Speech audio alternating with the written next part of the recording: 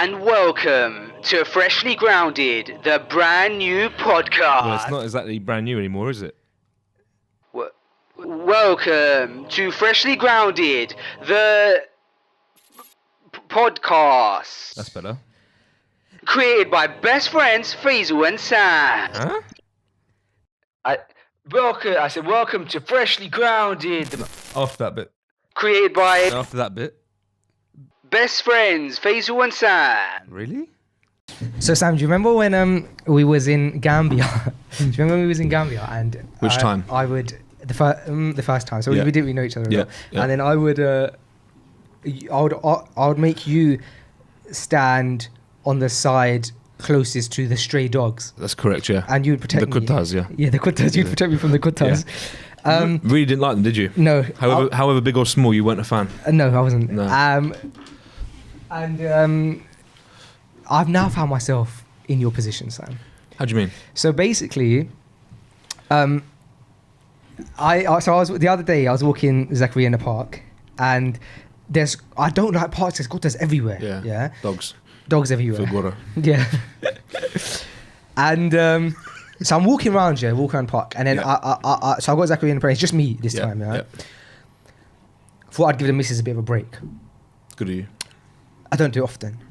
And so the way this park is, bro, is it's like the park's in the middle, like the kids area and the grass and stuff, and then around it there's like a track. Okay. And so we're walking around that track, and there's this guy with two dogs off the lead, and the dogs they've got energy, bro. Yeah.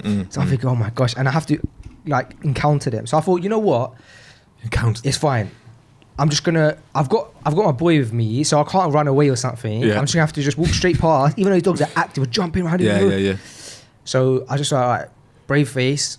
I'm walk past the guy with dogs. Obviously, dogs didn't do nothing to me. Guy didn't do nothing. Just kept moving, and alhamdulillah, all good. How did you feel? But I felt strong. Yeah, I bet. Yeah, I felt good. Did your boy see you do that? I mean, he was Did he take it in what you were doing? Probably not, because he's not obviously scared, because he's nature versus nurture. Like, the fitter probably isn't scared. Not everyone is scared of dogs. Yeah. Let's put that out there. Not everyone is scared of dogs. Well, yeah. I know a lot of people that aren't. I know one man. Yeah. So what happened is I've got through that. I felt really proud of myself. Yeah, right? that's good. And so at that point, I leave the park, and walking home, it's about a 5-minute walk from the park to the house, and I look down at Zachariah, and I'm thinking, wow, didn't you have a hat on earlier? I was like, no way. He's obviously thrown his hat or somewhere. He doesn't know wearing a hat. So I had to turn around, go back to the park, and guess what? Here's me. Yeah.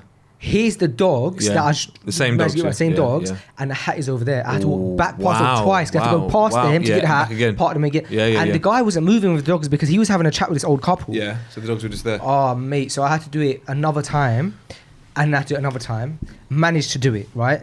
And now I'm a bit of a dog protector for my family, because the other day now went out with my nephew to the park. Walking to the park, and my nephew, he's 6. Yeah. So he was a bit scared, right? And so we're walking past in the same park now, and the dog's coming closer, and we're going that way, and my nephew like, hi, he's like, it's the dog, and he goes to my other side, and so I'm like, don't worry, I'll protect you, and we walked on. Obviously, nothing happened, but that was the moment where I felt like I transitioned from Faisal to Sam in that Gambia trip. I was a Sam in that scenario. My nephew was a Faisal. Amazing. Yeah. Good for you. I still won't actively go near dogs. Are you still as scared of them, or do you feel like you've kind of broken a little bit of that fear down? I've broken a little bit. Yeah, amazing. Good for you, man. Yeah. I admire that. Because when you get older, when your son gets older, he can't see what I saw in Gambia. No, he doesn't. He deserves better. He doesn't. You shouldn't shake. He doesn't want to see it. He doesn't want to see his dad shaking and quivering and sweating like that from dogs. What was I shaking, quivering, saying? I remember being outside the bank. I think I might be holding onto t-shirt. You were getting some cash out of the bank, and I had to stand around you and protect you because there was lots of wild dogs. I remember it well. Yeah, but they're wild dogs. I think you were sweating because it was hot, but that's good for you. Yeah. So that is actually an achievement, to be fair, because I do know your deep feelings on the dogs, on the dog. I mean, I think animals in general, but yeah, definitely dogs. What do you mean? What you like animals though, don't you? No. Well, you don't like any animals? Not really. What? So it's not just a dog thing? It's more dogs. Because you're afraid because they could hurt you? Yeah. But you know what I don't like? Cat? Would you stroke a random stray cat? My friend had cats, and I would be in his house, and like the cats would walk over me and stuff like that. You liked it? Because I got used to the cats, so I like got to know them. One thing that weirds me out about cats, bro, is that they're very erratic. Like they might be sitting there looking so serene and calm, and then they pounce, bro, and they jump on the other side of the room. It's like, whoa, like there's no chill. Yeah, it's not like you can predict. Have you had a bad experience with an animal, with a cat or a dog? No, I don't think so. But I think that as Asian, okay, yeah, I think here's where it comes from, because a lot of Asians don't like dogs, not good at dogs. Yeah, I think where it comes from is that because generally, like Islamically, I guess you're not really like meant to have a dog in the house, so people aren't really raised around dogs. So I think that's they're not used to them. Right. Like quite a foreign. Because my issue with dogs is more so that I get this thing where it's like I can't communicate with it, so I don't know what it's thinking. Yeah. If I could say like, if it was coming up to me and was like, "Yo, I'm just walking past now. I'm not concerned with you," I'd be like, "All right, cool, do your thing." Yeah. The problem is that he can't speak to me. Yeah. And I can't speak to it. Yeah. So there's no communication. So it's like I don't know what it's thinking. Right. That's where it comes from. Yeah. Poor communication. Yeah, it's a communication thing. Yeah. In any relationship, communication is key. You do hear the odd story about someone getting attacked by a dog. So it's not like a fear, that irrational thought. But yeah, unless you've had the experience, I'm kind of like, have you ever should be okay. I've been bitten by a dog in the face, to be fair. Actually have, yeah. Really? Yeah, been bitten in the face, and it ripped my nose, and it was blood all over my nose. It wasn't very nice. How old were you? This was about 7 years ago, 8 years ago. Bit on the face, and I'm just moved. Thank God I moved my face away. That's not that long ago. I know it's not. I was staring at the dog. This was at my friend's house, looking at the dog, and it just went for me. And I literally just moved, and it still caught my nose. And I thought I didn't end up going to hospital. I was in Brighton at the time. Had to leave Brighton early, and had cuts on my nose. But I was just grateful that I moved back in time. It would have just ripped me. Would have got me. Yeah. But That's still, insane. I don't You're mind. Still not scared of dogs. Not really. Do you know what it is? I feel like I was maybe staring at it too much. I was staring at the dog in the face. I was looking at it in the face. I must have just like... Why were you staring at the dog? Just looking intrigued. Maybe definitely not winding it up, but just staring at it as if to say, like, just looking at it, and it was staring at me. And I thought it was just like almost like a staring competition, but she was thinking different. She, yeah. She was a bitch. Yeah. And bitch bit me right on the nose. Right on the nose. What? Well, did. Wow. And that's it. But you know. Man. But you know. What kind of dog was she? She was a Chihuahua. No, not a Chihuahua. I can't remember. What I didn't really. It was like a long haired, like little. I don't know what it was. That's really interesting. That still you're not. Would you have a dog? Like, for example, let's say you needed a guard dog. Yeah, I would. Yeah, I would. In your palace? I would. Yeah, I would. It would be a perfect scenario. It would be beautiful to live in a farm-like area and have like a dog that's part of. Well, not part of the farm, but in the house, outside the house, like a guard dog. That would be lovely because I appreciate dogs. They're beautiful.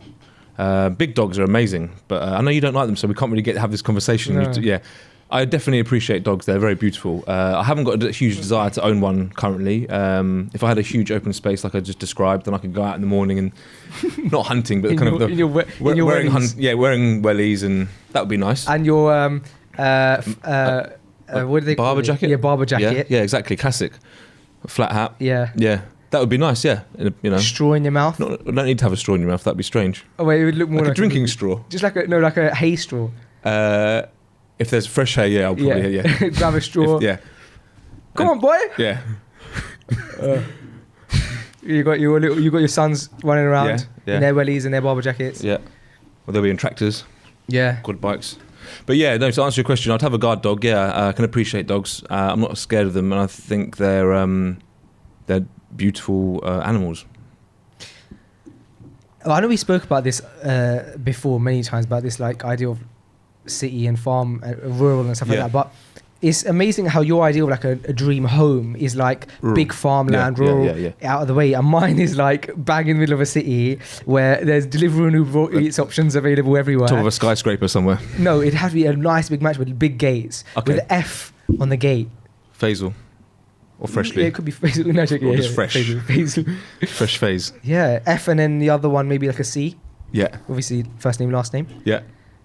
Big gates. And then as my car approaches the gate, so in the city though, it detects my number plate, gates open. That's nice. Intercom system, who's out of the gate. Yeah. Yeah. Yeah, in the cool. city. Big driveway. Big driveway in the city, so it's very loud and smoky where you are. Yeah, Right in the middle, bang right in the middle of the it wouldn't city. be on like Oxford Street. It will be in the So city. we're but it'll be talking like on London. the side We're talking road. about London now. Yeah, yeah. Right. I was envisioning it somewhere else. Okay.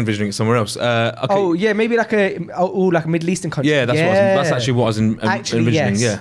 Thanks for helping me with We're my talking, dream. about, we're talking about dreams here, aren't we? Yeah. You're like, somewhere Canary Wharf or somewhere. Yeah, which would be great. Don't get me wrong, but You're like right, yeah. Palm trees. on the palm. Did you say?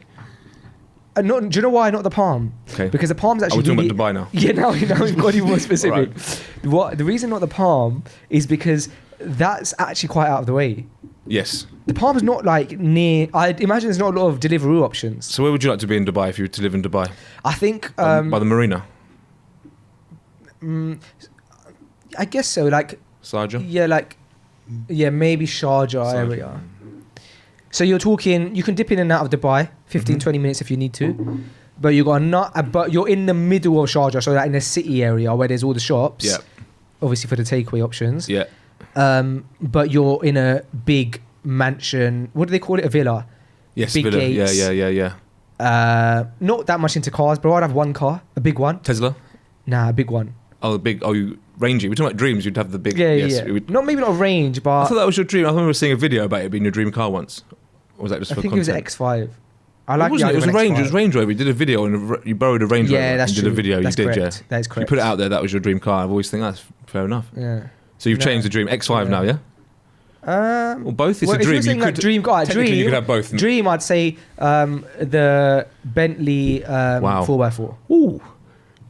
So the Bentley 4x4 was my garage. Only one car because Blimey. I'm not selfish. You don't have to be selfish to live in a dream when you can have multiple things. That's true. No, I just need one car. Or maybe I'll get a little Clio for my wife.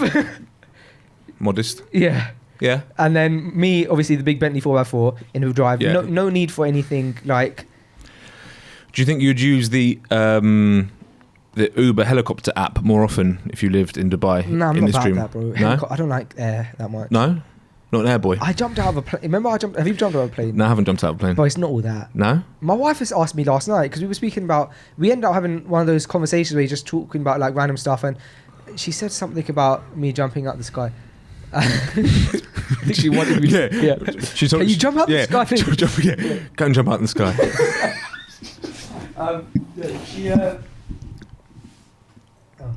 We were speaking about that experience, and I think she said something like, "Would you do it again?" Like, and I said, "You know what? I wouldn't." Like, yeah, I did it, and I don't even. It was an experience, I guess. And she was like, "Was it worth it?" And I said, "Probably not. Like the nerves that you have to go through to get before you get there. Then you go up in the air, which is nervous. Yeah. Then you're looking at the bottom, and there's that like land, and you're nervous. Yeah. Then you jump, and you get maybe a couple seconds of and then Yeah. you're back on the parachute. And when you're on the parachute, it's just like really slow. So Right. I'll probably not skydive again just because it didn't excite me at all. At least you've done it. Yeah, so I wouldn't use the Uber helicopter app. I would but say big white skydiving pillars, and Uber, big white pillars. skydiving and Uber helicopters, two slightly different services. Because you probably quite enjoy the helicopter, drive like flying around. I've been in a helicopter. Okay, but you didn't enjoy it. Now, my wife got me a You went on a. helicopter. I thought you went on a hot air balloon.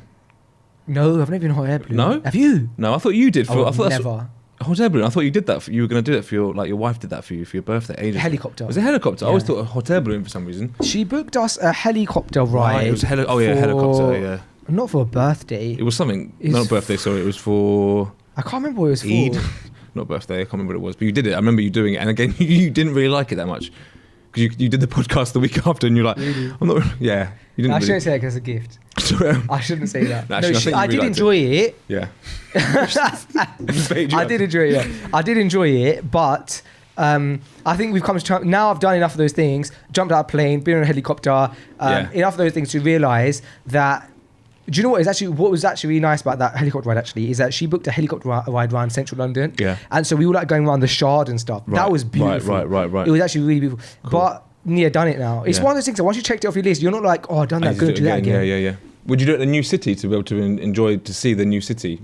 Well, have you seen that that website called like that brand called like Sky Dubai or something, where you can jump out of a plane in Dubai and you're like over the palm? Yeah. See That looks interesting, but I still would prefer to stay in the vehicle and just fly around and just view rather than jumping out. I think it changes it. Kind of just so much preparation goes into that where you can just sort of sit there and just view everything.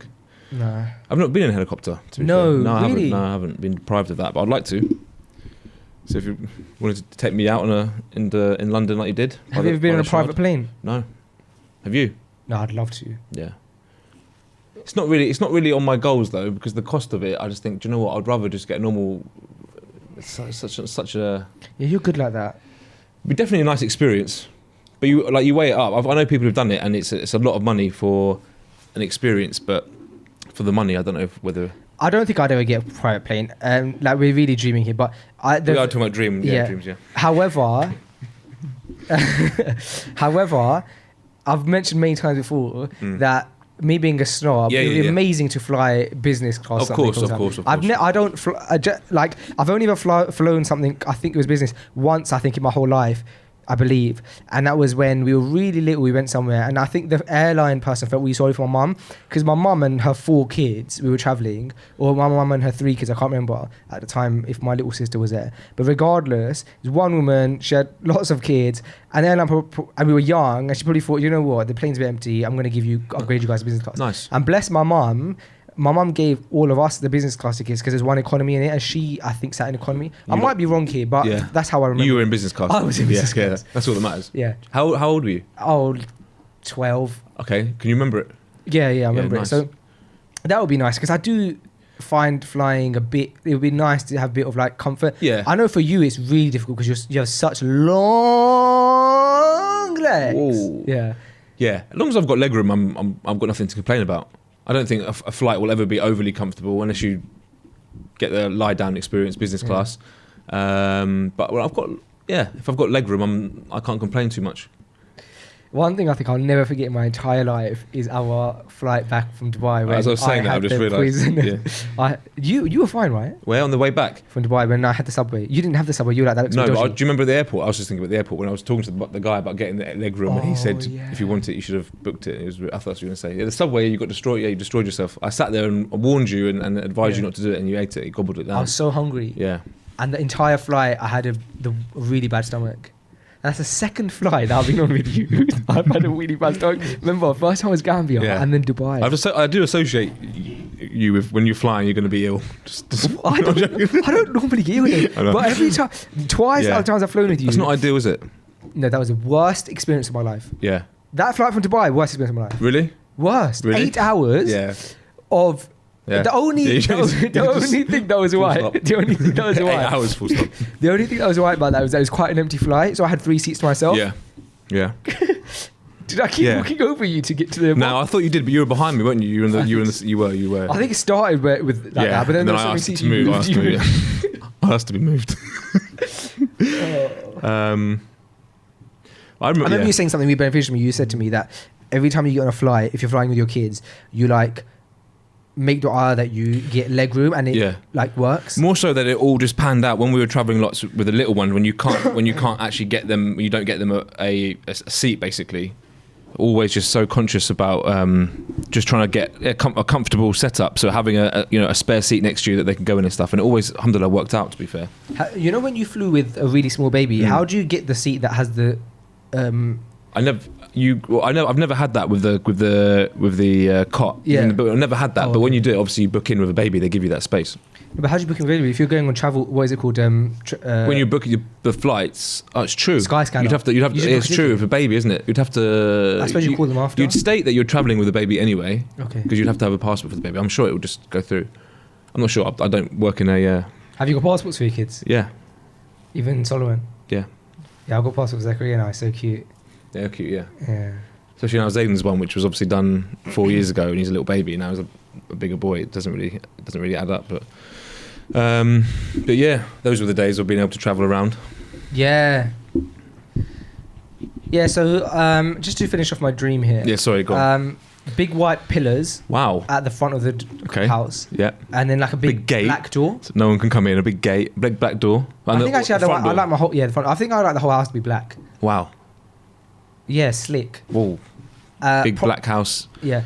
And then in central Dubai city. Yeah, and then also a big pool in the back, private pool. Yeah. With massive walls. Definitely private if it's your house. Yeah, horrible if it was public. And a private pool. Yeah, nice. And then And then an outdoor pool, obviously, or would you have an indoor pool as well? Well, maybe I'd get like one of those pools that's like you can remove the roof with the remote control, so you could be indoor and outdoor. I think if you're living in a dream world, you might as well just say I'll have both, just fine. because Yes, because it's not there's literally no limits to it. And there's no chance Yeah, of this happening. Yeah. As you enter the house, maybe there's a stairway in the middle, goes like that, and then there's big rooms. And I definitely have I always have wanted a pretend bookshelf that you with a remote. You can go behind it. You go behind it, and it's a fake wall. A freshly grounded studio. Yeah, all my safety. Well, you're safe. My yeah. Yeah, safety what? My safety room. I don't know. Safety room. Yeah, What like would be in your safety room? imagine like someone comes breaks into the house and I just Oh, go to my like safety a room. safe, like My a safe room. It's nice. Would you build Obviously, the house? when you see a house like that, you're gonna want to break in. Guess what? Got a safe room. Break in. Yeah, break in. Break in. As long as I'm Don't in the room encourage with the bookshelf. break-ins. Don't encourage the break-ins. Would you build it to your spec? So it would be everything. You'd build this black house exactly how you want it with the pillars and stuff, or would you look for a property that's kind of in line with your vision? Yeah, I'd rather it already exist because I'm really impatient. I wouldn't have the patience to like build a house. Yeah. I just want the house to be It's a built. dream world. You don't have to. You just do Yeah. that and it's built. Exactly. So No, even choice is that. yours. Okay, you don't even Because have to the do dream world has to be slightly realistic. Like, Does it? like I can't click my fingers in a house. There, that's not realistic at all. Like with this, You not have there's a many chance- dreams, and my friend. There is a chance that I own a domain that is yeah. actually worth $80 million. Whoa. And I've just sold it. Yes. Yeah. Or all of a sudden, like people dig in their back garden and they find like an aeroplane from World War One and they sell it or whatever. That could happen. Could happen. Keep digging. So a house that exists. Yeah. And I just slap the card down the table, enter my PIN, get the keys. It's all done for me. Really open plan, nice big kitchen, fresh kind of studio. Of course, doesn't make sense to get an office if your house is that big. And Why? Well, you got everything in the house. If you want to get away, you could just go to another room or another plane of So the you house. wouldn't have an office because it's so big. I'd have an office within the house. Within? Oh, sorry. I mean Yeah, a yeah. separate office. Yeah, you'd I have the wouldn't office get within the like house. a Yeah, of course book. not. No. So, Okay, yeah. good. It's good to But know. you'd have a farm. Yeah, definitely. Yeah, rural. Yeah. Do you know what? I was meant to have my teeth whitened this month. Okay. Whoa. Yeah. Yeah. I was about to say why. No, I'm joking. That's nice. I've never. You say you meant to. What happened? Lockdown. They Oh, of cancelled course. it. Sorry. Of course. Yeah. But it was a gift for me. All dentists closed. They are, aren't No, they're not. But I think it's like that's not classed as like they? As an essential. essential. Yeah. Yeah. They obviously haven't seen my teeth. I was going to say that, but I don't say it. That'd be nice. Yeah. It'd be nice. You had it rescheduled? I don't know. It's getting sorted for me, so inshallah, Okay. like that'll be done. Oh, nice. Yeah. Yeah. With your connects, with your people that you go to often? Or No. New So people? my wife actually got it for me as a gift. I was Oh, trying lovely. to avoid that because we Wow. talk about my wife's gifts. So much. Yeah. But Lots of what's gifts. That was an Eid gift from last year that Yeah. I never cashed in on. New set of teeth, helicopters. Yeah, helicopters. Yeah. You guys live quite a lavish lifestyle. Just experiences. Yeah. Blimey. We've got to play catch up here. I think she says I'm a really difficult person to buy for, which I think is not true at all. I think I'm so easy to buy for. I'd say so. Wearing that white hat on your head. I'm joking. I think you have to put a little bit of thought into it and you'll be happy. I think just a little bit of thought goes quite a long way. It doesn't need to be anything overly expensive necessarily, but a little bit of thought. I think that's the best type of gift anyway, isn't it? Yeah. But yeah, you're not getting your teeth done now. No. It's disappointing. We'll get it done eventually. How's your lockdown going? Do you mind me asking that question? Current events. How's your lockdown going? Yeah, really good. Yeah. How's yours going? Yeah, it's going really good. Yeah. Do you know what? It's a lot better than last lockdown. I'd have to say, like, your life and how you live and your job and all this kind of stuff, like, obviously lockdown is affecting it, but it's probably not, is it, obviously it's not, like, obviously you can't go and have dinner and you can't do X, Y and Z and you can tell there's a lockdown, but it probably isn't a huge dramatic shift in many ways, because you can still come to the studio, the office, you can still do everything back end, freshly grounded, all that kind of stuff. Do you know what I'm saying? Yeah, you're right. But recent times, since this new lockdown, I haven't really been in the office. I've been doing everything from home. So it's been different in the sense that the majority of my time is spent in the office, and right now all of my time is at the house. Right. So you are aware of it. Things have changed. And massively. also I don't have like a dedicated office in my house, or even like a room that can turn into an office.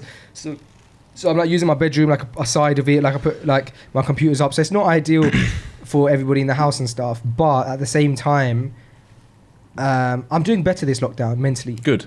And I think the reason is because last lockdown, because it was all like brand new, we didn't know what was going on. Yeah. I expected of myself the same level of output that I do when I'm in the office. Yeah. And so I'd get frustrated when I don't do that. So let's say, for example, Zachary's running in and I'm like trying to do something. I'm like, I'm not a nice person to be around at that point because I want to like execute. Yeah. I'm with you. And then what happened is this lockdown, because I What? you weren't there, yeah. I'm literally just I don't want to know. Just sorting out your t-shirt. Yeah, I'm just putting my trousers to one side. Okay. Carry on. So this lockdown. Don't ruin it. You're talking. It's nice. Okay, so beneficial. What you're saying. This lockdown, Yeah. I decided to manage my expectations. Okay. Like, so now I'm doing this lockdown is maintaining rather than trying to like build as much. Yep. Or like expect of myself. Take some pressure off yourself. Yeah. Yeah. Like, you know, they say Absolutely. when you're in the gym, you build muscle, and when you're having to do homework, I should just maintain it. Work-wise, I'm trying to maintain right now. How's it been for you in that Maintain is, mental yeah. way? Yeah. For you, it's a massive difference. It's a big difference, yeah, because obviously noticeably everything has been shut down. But it's been really positive, to be honest. All the lockdowns have just been what they are, do you know what I mean? Not prevented from opening the shops, but we've still been able to find so many things to do, and there's always so much to do. So I'm just really grateful for having opportunities to kind of work on and put my focus into new things, because if I didn't have things that, you know, if I wasn't working on projects that I've set myself, I probably wouldn't feeling very good right now. But because I've been setting myself so much projects that I've built new ideas and new things that I'm doing, and alhamdulillah, I've just been really busy. So my this week is just as busy as it would be in a normal week, but I'm not going to the salons necessarily. But I'm really grateful. I've kept myself busy, and it's been essential, because I wouldn't be good if I was just sitting around doing nothing. I've made sure that my week is fairly structured, like it would be anyway. And I can't lie, I'm actually feeling the best I've felt in a long time. You look good. Alhamdulillah, I appreciate that. Thank you, bro. I feel great, man. I've been working on it, and it's been amazing. I've been working, doing some mentoring and working with a whole load of new clients that are doing different things in their life right now, but they're all extremely positive people, and you know, they've obviously invested in me to then invest in them. And I've just got a community that I've just recently built of about 30 new people that I'm working with, mentoring and helping and guiding, and they're all so positive, all doing amazing new things. So by picking up on that energy and actually remembering there are a lot of people out there who are working really hard on their dreams and still working away at their businesses, even if they're shut, still kind of working on back end, whether it's your website, whether you're redoing it or whatever it is. So I just feel like I've kind of like associated myself and filled myself with a lot of people who seem to be busy and getting on with stuff. But I do appreciate there's a lot of people out there who are looking for things to do, and that they can't kind of find things to do, whether it's financial or whatever. But it's such a good time to work on yourself, self-development, whether you're just learning something from YouTube, or if you're working on your body, you can still get out there and run and do cardio and whatever it is, you can still train. It's just, I imagine. But no, it's a good time. There shouldn't be any excuses about like doing bits and pieces, and not about putting pressure on, like you've said. It's not about, obviously we're in a lockdown, you're so limited, but there's no excuse to sit on the sofa and do nothing. Like you should be investing your time into benefiting yourself. And without preaching, I've just really like done that, and I've just built a very positive mindset, and and now I feel like I've got a lot of people relying on me, not only my teams of all the shops and partners and stuff. I just feel like opening my doors to a whole load of new people. I'm kind of just trying to radiate as much positivity as ever, and just really push out just a positive message in a time when I think there's so much negativity. So alhamdulillah, man, I've just got so much like positive energy right now. I'm just trying to like push it out there, and just trying to hopefully people can feed off it as well. Yeah, I suppose if we didn't go into lockdown, you wouldn't be able to like unlock that. Certainly, so yeah. there's always like ease and like benefit that comes from like these tough times. I think that the whole mentoring thing came at such an amazing time, because I know that you've had something to give. You got something special with that, which is the knowledge and experience that you have, and you had that and the ability to give that for such a long time, but you didn't until now. And I think that's so powerful, because I think that some people, they build their brand off being a mentor. Yeah. And the problem with that is that what did they do to get to the point where they can mentor, right? Mm-hmm. Whereas with you, the last like 15 years, you built this the brands, and then over the last 7 years, you've like people been able to see your journey, which it went from 1 shop to now 19 shops. And to start mentoring at that point is so much more powerful than mentoring when you have 1 shop and you're still trying to build. Now you're at the point where you're like experienced, you're dare I say, over 30 years old. But the age does work to your benefit as well, though. But like, there's something about a person in their 20s mentoring that I'm not putting it down on it and being negative, because there are people who have great experiences. But then when it's someone who's like got a real like longevity in the game now it's like to the point where it's like 19 plus stores. Now it's at the point where it's like you've seen the journey. Then it's like, okay, now I see what I'm directly going to get from this person. We were having this conversation off air before, and I was saying like, what is it that is your that is unique about you? Because when you look at you and how you operate, and I've had the pleasure of being able to be around you for the last 4 years, pretty much on a weekly basis, and if not on a weekly basis, and speaking to you on such a regular basis. And what I've clocked from you is that there's something that you're incredible at, but I've not been able to pinpoint it, because it's just like, when you look at, it's like, you know, you have a vision and then you know how to implement it, but you also are efficient with that implementation. Like you mentioned that analogy that you gave from that book, you mentioned a few times on the podcast before, but it's this idea of understanding that you can have a vision, you know how to implement it, and then you have to know the right time to delegate and stuff, right? So your job is to build the vision, to execute, but it's not necessarily to spend all of your time like in it, isn't it? Exactly that, yeah. Again, like that's branding, isn't it? Yeah, building brands, building the teams, and building the systems and the management, and then there's your business, and then you built it all without you being all those key fundamental parts of the business, and you built it, and you're looking at it, and you're not in the business, you're out of it, so you can work on it and continue to improve it, improve those people inside the business, you know, the technicians, the managers, and then ourselves as the entrepreneur. And it's so important to, I can only talk about my experiences, and when I do take clients on, I definitely like to hear what they want to do and where they want to go, and I hope like I can relate to it. And if I feel like I can't, I won't go down that road. I've had people approach me about financial things that I have no idea about, which I'm not so interested in. I'm interested in people that I can kind of relate to, because that is my experience, and I can obviously have done multiple shops, had multiple shops, brands, coffee shops. So amongst it, there is a lot of value and experience. I can kind of guide people and warn people from doing certain things. But most importantly, I can kind of like tell someone how to create themselves a business rather than to create themselves a job.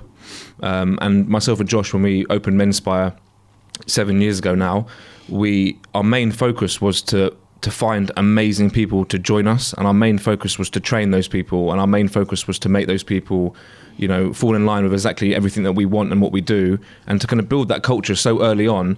So yeah, myself and Josh always cut hair when we started, but we didn't look at our income as our income. We looked at, let's build this business to create our income. What we were cutting was just what we were doing anyway. That's not interesting, but let's build something now, which means that we can actually earn without having to stand behind the chair and cut. So basically building technicians and building people. So obviously, as you start your business, you generally have to fulfill those three roles of the technician, the manager, and the entrepreneur. You do all of it, but it's important to detach yourself and understand there are three roles there that you need to kind of split up. And you know, there's separate people who need to do those roles in order for it to grow and flourish. So you start as one, and then as you grow, you know, we grow the technicians, so we grow the barbers. Lots of barbers in now. We have to make sure they've got a manager, so they're getting looked after, so they're happy, their expectations are met, they're progressing, you know, they're developing. So the manager does that. And then meanwhile, as the entrepreneur, you can kind of work on the whole bigger picture and grow the whole thing while growing the manager, while growing the technicians. And it's just important to have that structure. And it's kind of quite basic when I say it, but that's how we've been able to grow, you know, and leverage ourselves away from having to be in any shops. But we've still got the shops that all run and do fantastic without us having to be in any of them. Obviously, we still go into them, but that was the intention as we started. And the book that I talk about a lot, the E-Myth, and a lot of people have read it, and a lot of people have read it from our recommendation, which is fantastic. And it's kind of like basic. It's about those three roles, and you know, separating yourself from from that being that technician, then being the manager. And also having like an operations manual and systems in a business that all businesses should have. So systems, how it runs. These things might be quite obvious to some people, but for other people, it's just very, very foreign, and you never think to do it. But just by writing systems down, how you like things to run, like even with Freshly Grounded, there needs to be systems of everything: how the social media is run, how everything's edited when it's done. Like people like take for granted how important systems are. But in order to be able to grow and do multiple without you having to be there, if you write everything down, how you do it, I mean, someone can read it and actually learn okay, what's this all about? Oh, it's all written here. This is my manual, and you go from there. And that's how we've been able to kind of grow and keep that kind of brand quality and brand identity in all our salons throughout the world, from the USA to Barcelona. They're all that same feeling, that same culture, the same vibe, based on those systems, that manual, and those 3 roles. I think the thing that we struggle with as a mass, though, is I think we all understand the fact that when you start a business or a project, at first you have to be all 3 of those roles. And we also, most of us probably understand that at some point we have to then separate those 3 roles. I think the thing that most of us, including myself, struggle with is understanding the timing of when to time that perfectly, because it's about the timing, isn't it? Like, at what point is it now time to let go of some of those roles yourself and make them 3 individual roles? I think it comes down to having the right people around you, because in order for you to grow, you need a team.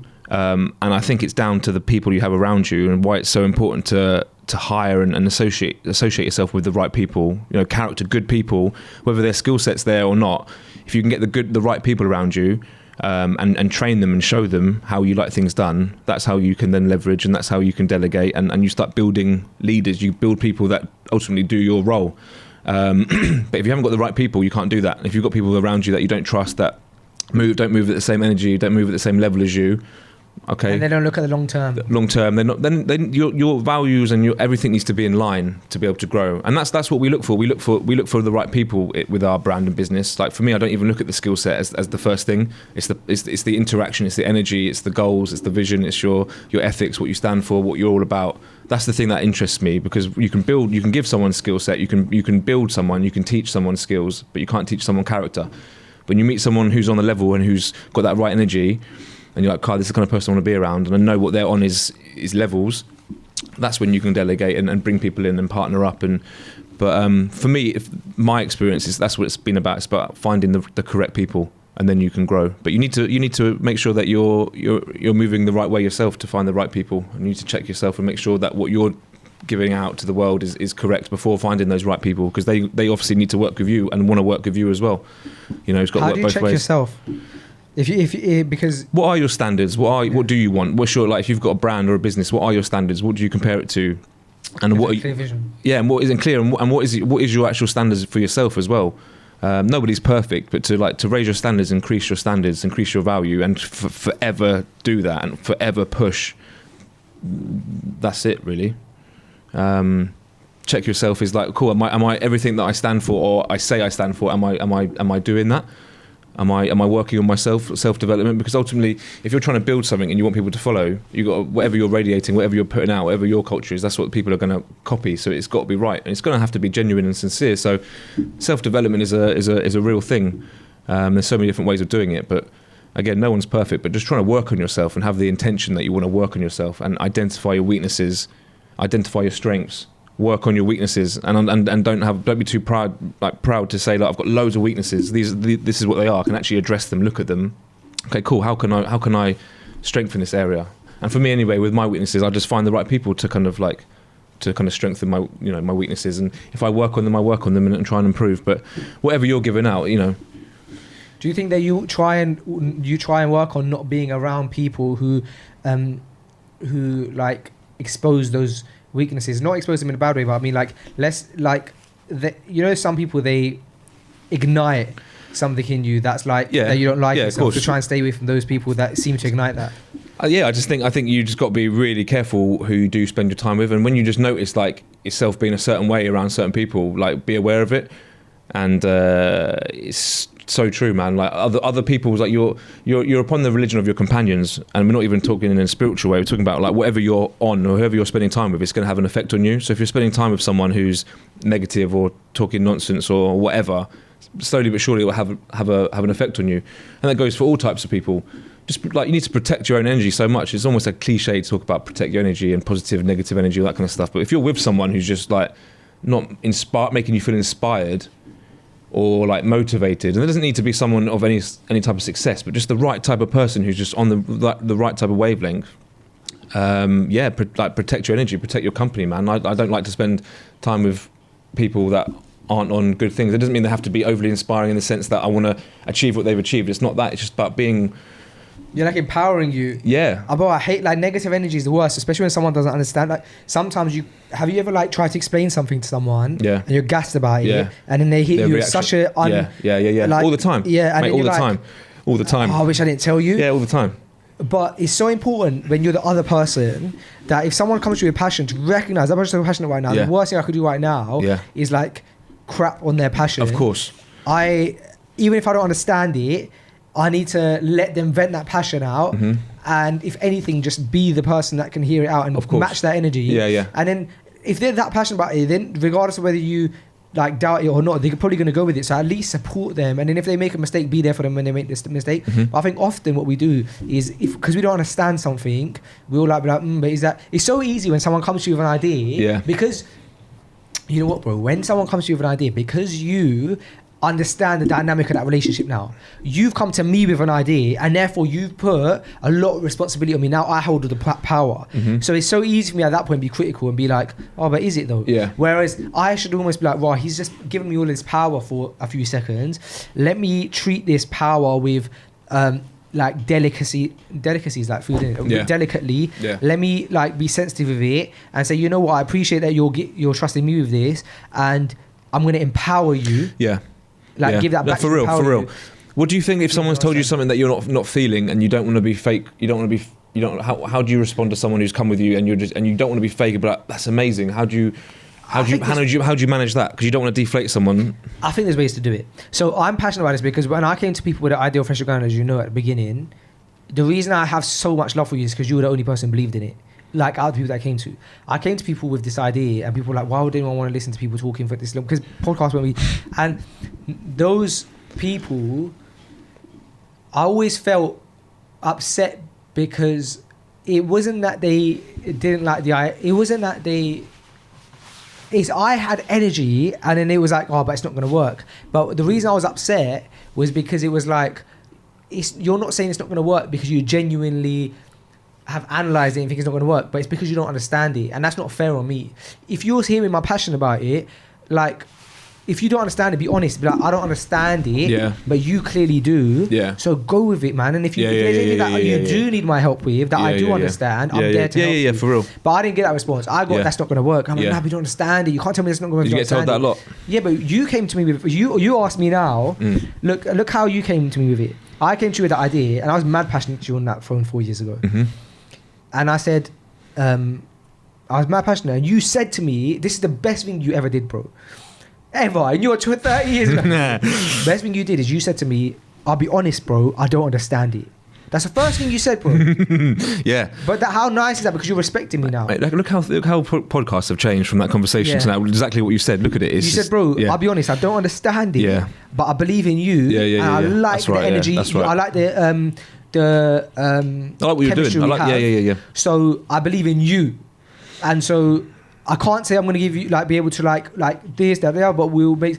Bro, that was so nice because someone was honest with me and went, do you know what? I don't get it, but you could have easily said, because you don't understand it, bro. You could have gone, bro, it's not going to work, but you didn't. You said, I don't understand it, but I understand you, and I'm willing to take the hit.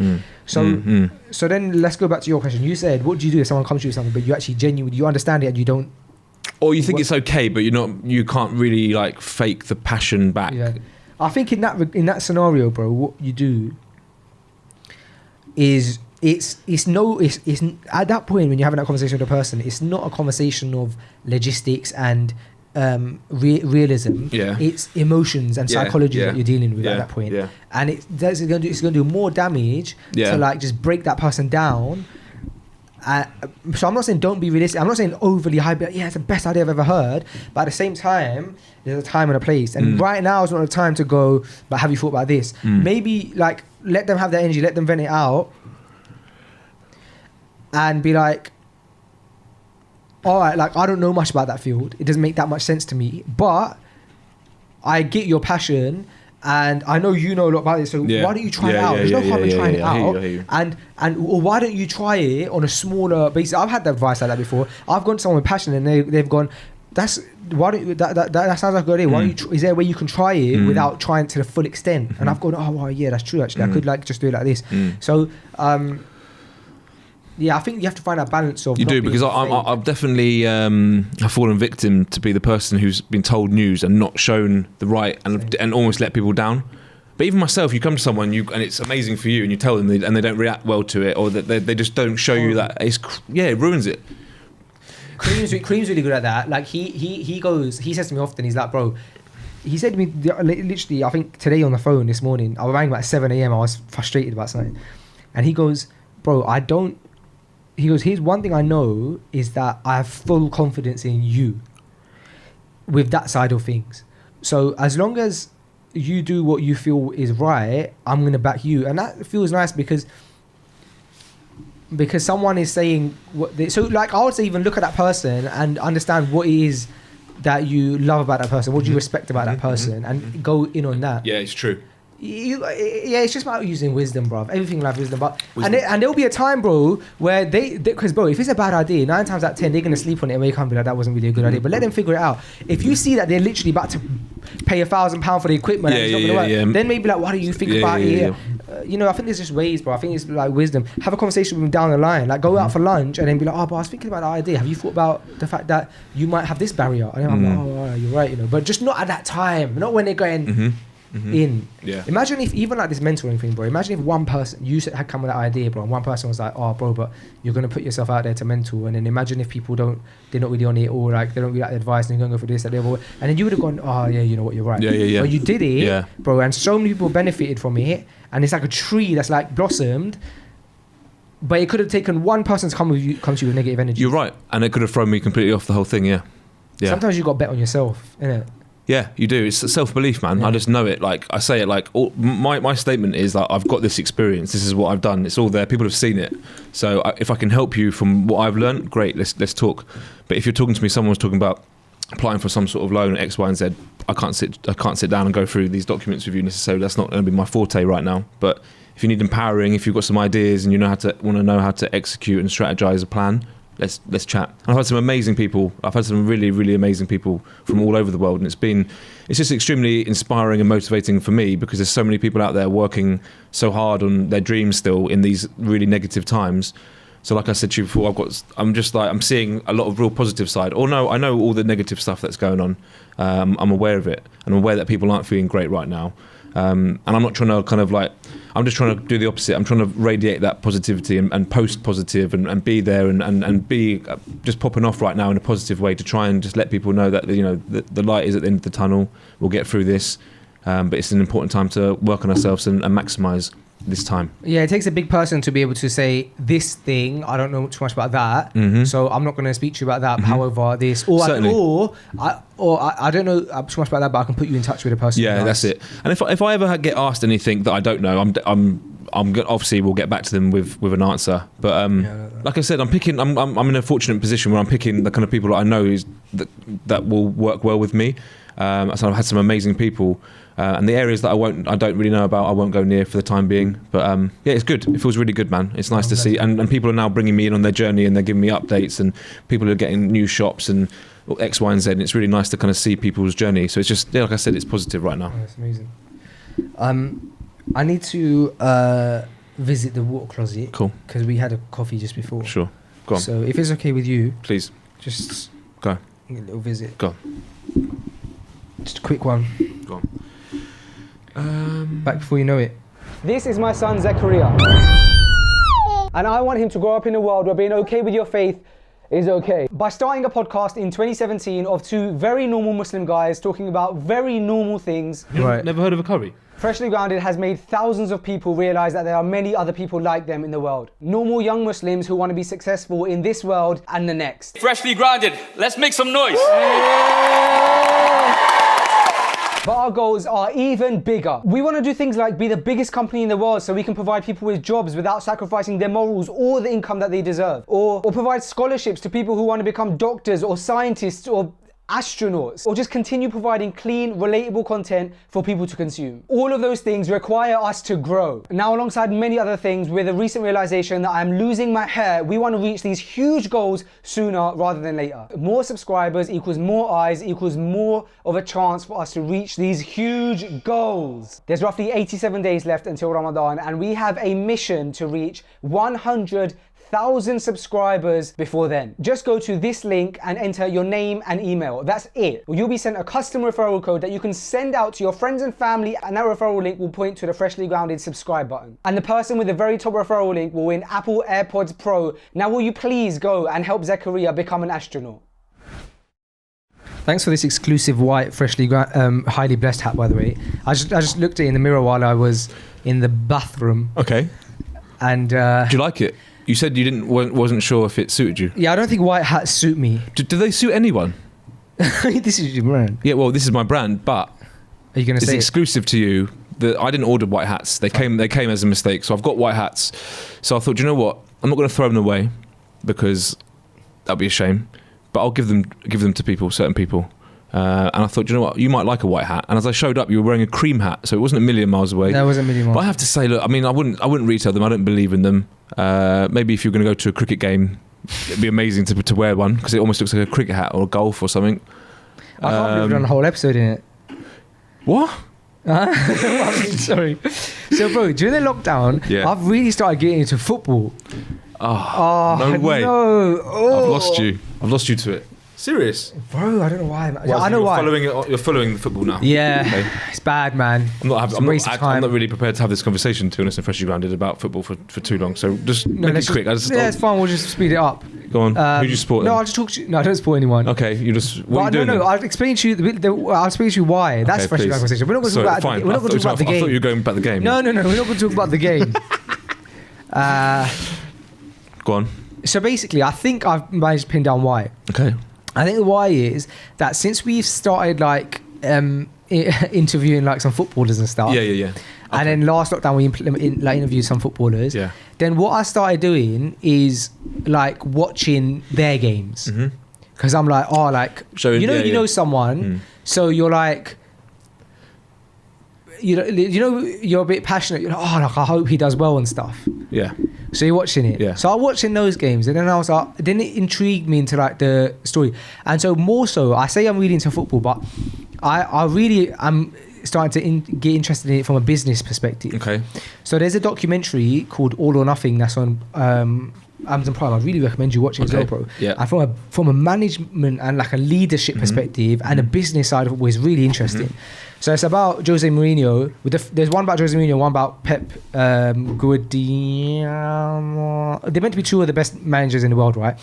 And the Jose Mourinho one's really interesting. So it's about how he came in and managed Tottenham. Yeah. And it's all access to all areas. They've got CCTV cameras in his offices and everywhere. They just show everything. And it's just interesting to see how a leader leads a group of men to success and turns things around. And so now I'm really interested in it from that perspective as well. Just understanding like how passionate people are about the game and all of that kind of stuff. It's just so interesting to me. And even in football, but you're talking, everything is in the millions. Do you know what I mean? It's just interesting to see how such a big players, when I say players, I don't mean like football players, just big people in business, how they move. It's interesting to watch that, because if we can use those movements in small business, you'd be able to probably like pull off better moves. Is what we're calling, yeah.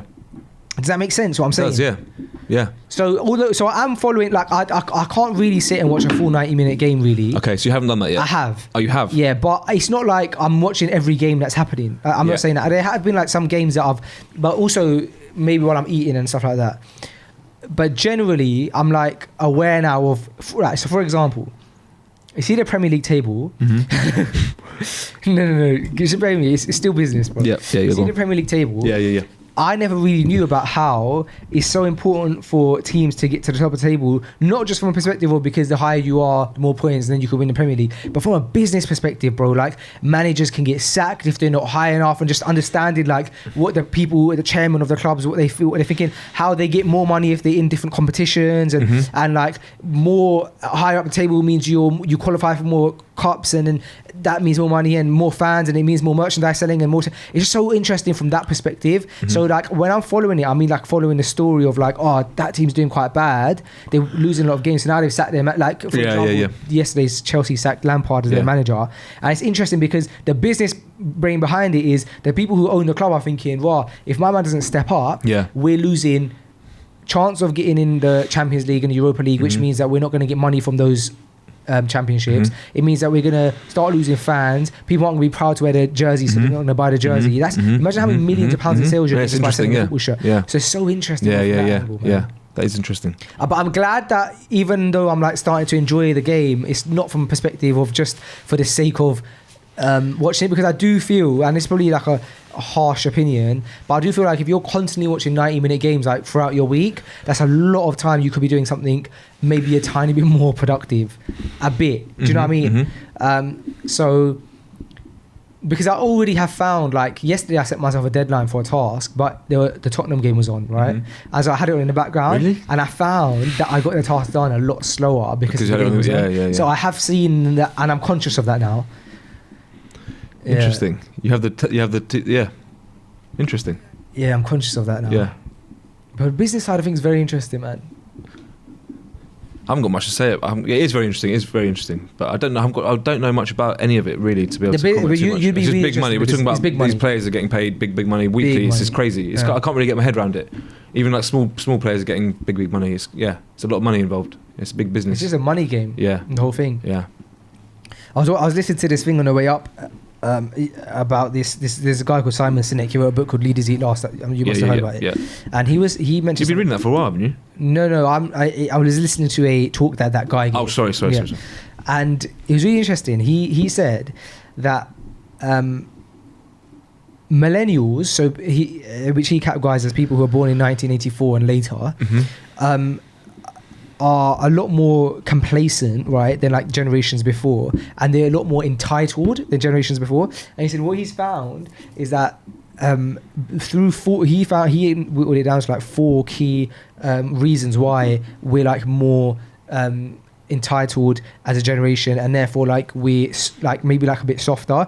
And one of them he put down to like bad parenting strategies, like with parenting is going more in a way where you're rewarding your children for everything that they do. Yeah. So like there's even like a taking part medal, and so he said that psychologically what that does is that reduces the value of the winning medal, right? Yeah. And so with all of these things, you're being cuddled mollycoddled, and then you go into the real world and you don't get a medal for taking part, and you realize that you have to climb this corporate ladder and all this kind of stuff. Business is difficult, and then you feel entitled, and so you're making, like he said, like businesses are making demands for, meeting demands because the employees want beanbags and all of these different things that he was mentioning, free meals and beanbags. And he said that we've just become more like entitled because of how we've been raised. That was one of the angles, but there's many different angles that he said. He said another one, a huge one, is technology. He said because he said how crazy is that how much dopamine your phone releases, that we have age restrictions on smoking, age restrictions on alcohol, age restrictions on gambling, but there's no age restrictions on using your phone or social media. Yeah.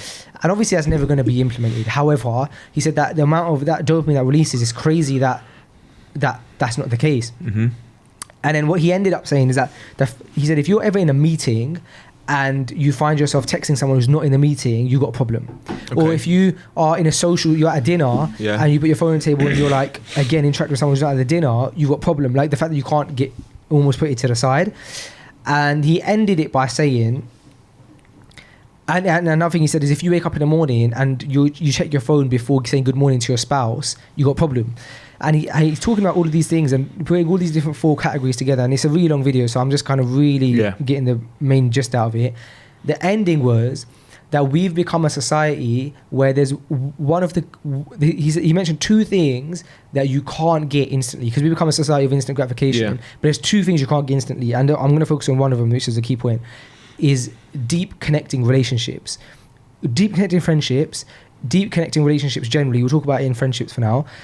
That is one thing that you cannot get instantly from instant gratification. A deep connecting relationship is something that can only be sought from slow burning, right? Like you and I, over 4 years, we've gone through experiences. Maybe I've had a rough patch and I've spoken to you about it. You've had a rough patch, you've spoken to me about it. We've seen each other loads of times. We've traveled. It's slow burning. Over that time, we've built up trust and relationship. He said what's happened is that now people have less and less of deep connecting relationships with people, but you have loads of friends. You have loads of friends, but how many of those friends will be there for you when like the proverbial hits the fan? Maybe not many. Maybe you can text anyone and everyone, but we don't have deep connected relationships. And he was basically saying that because of all of everything that I mentioned, is that generally millennials, we're lacking deep connecting relationships, and that's going to be like our detriment. And I was like, well, that's true. And like, moving forward, probably even more so. Yeah, and I was thinking like it's true because of the nature of my work, probably know a lot of people. Yeah. But I could probably count on like 3 fingers, bro. Outside my family, friends who I believe I have a deep connecting relationship with, like people who I don't normally have to, like, you know, Onali. Yeah. But he's been so busy recent times because of his restaurant and stuff that we don't probably speak as much as we used to. Bear in mind, we used to live together and all of these kind of things. However, I definitely see him as someone who have a deep connecting relationship with, regardless of if I don't speak to him as often. Yeah. If something was to happen, bro, he's always there. You know what I mean? Yourself. And it made me reflect on the fact that that's true, isn't it? It is deep definitely connecting true. relationships are one of the most important things in life. Yeah, certainly. Most meaningful. Most meaningful. Yeah. Most important, yeah. They are. And the ones that, you know, the people that you don't need to speak to all the time, but when you're together, it's like there's no changes, yeah. It's important. It's important to work on these relationships as well, man. Because you're right with what you're saying. But yeah, when it does hit the fan, those are the people that you're going to need around you if it's just for solid advice. But yeah, no, you're right, man. I thought about it again today because I'll cut this out if it's not been announced. But this episode's coming out Friday, so it probably has been. This morning, Omar had his child, right? His 3rd child. Allahumma barik, may Allah bless him. I mean, and he was saying, like, he's sending me pictures and stuff on the sibling group that we have and stuff like that. And I said to him, bro, like, this is what matters, man. Like right now, do you think that he's thinking about anything other than his son's just been born? Nothing. You know what that feeling is like. And then you look at that son and he's in your arms, you think, this is what really matters. Yeah. So, at that point, do you think he's thinking about his work? Do you think he's thinking about his nothing, bro? Certainly, certainly. And what is that? That's a deep connecting relationship. That's your son. Certainly. And so those things matters, man. Yeah, they do.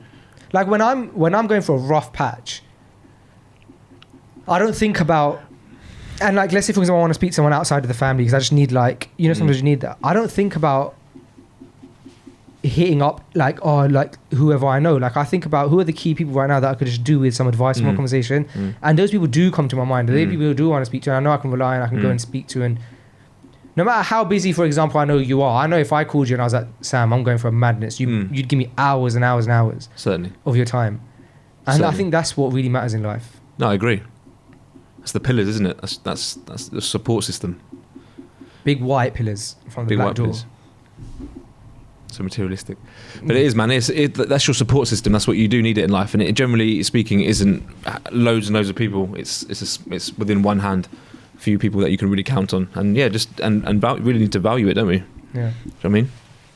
Well, there we have it. Because I think about that. Do you know what? No, we haven't. It's carrying on. I think about that more so when you get older, because when you're younger, your network, especially for yourself, for myself, you're young and you're kind of like, if you're relevant or stuff, you know, you're known and you feel like you've got lots of people around you. But as you get older and older and older and older, I think the world does get more of a lonely place necessarily. If you haven't kind of like, in the sense of like, if you haven't continued working on those meaningful relationships and held those people kind of close to you, you're going to get to a point when you're so old, you just need to, you know, still have those people around you. Do you know what I'm saying? But I think about that. I'm thinking about 20, 30 years time when things will start. Who knows what's to come? But those meaningful relationships, yeah, they hold a great deal of value, man. Anyway, so you wanted to finish the podcast? Don't mind me. There we have it. No, carry on. Yeah, no, just aware of it. Just genuine friendships and support, isn't it? It needs, yeah, but it needs watering. It needs attention. Yeah, how crazy is it that you're right? It needs watering, and I'm so bad at that, man. That's one thing I slack in is putting investment into those relationships. It's like it's great that I can rely on them, but unless you're, I don't think you have to do it like. I think by doing it is just making sure that you're known that you're still like supporting these people and then you care about these people, and that doesn't mean you have to go and give loads of your time necessarily. It's just touching base, kind of doing anything. That's nice, paying compliments, positive. And you're there when it matters. Yeah, but there when it matters, yeah. But let people know that you're there. It's nice. It's nice to know when people are there. Like it's nice. I feel like through this lockdown, there's been a lot of people showing support to each other, whether it's on social media or whatever. Just like being aware that we need to look out for each other. Your neighbour, your friend, your cousin, whoever it is. But yeah, just letting people know that you're there for them is good. And there we have it. There we have it. Episode 216. Wow. Maybe. Now you're gonna make me check. Yeah. Thanks, man. It's been lovely. Yeah, it's been great. And I saw on the Instagram somebody said, "When are you back on FG?" And you said next week. So people are aware. Yeah. Which is lovely. 215. This is. Yeah. 215. Yeah. Nice. Whoa! Wow! Whoa! Look at, he's a robot. Whoa! No shooting. sorry. Guys, this is episode 215 of Freshly Grounded. We will see you soon. Peace out. Assalamu alaikum. Wa alaikum salam.